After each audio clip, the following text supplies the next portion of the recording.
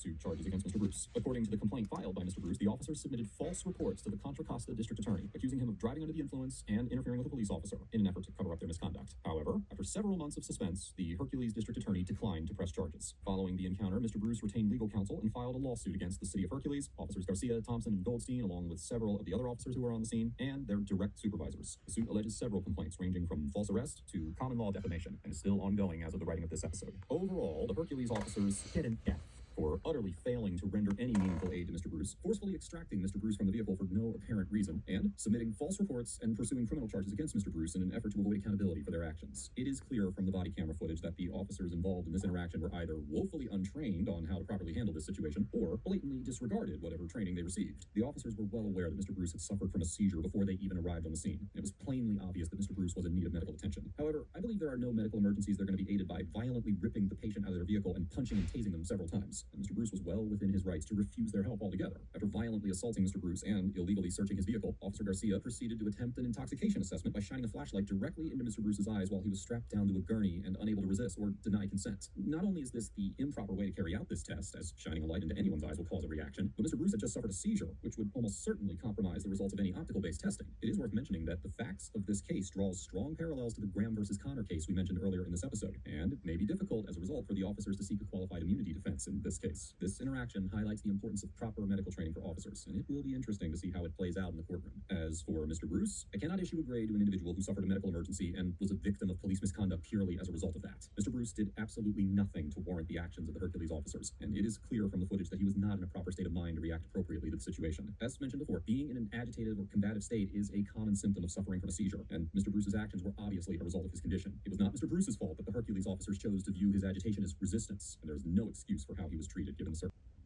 Get out of the car. Get out of the car. Come on. Let's talk about. What are you doing? Get out. Let's go. Come on. What are you getting out? What are you doing?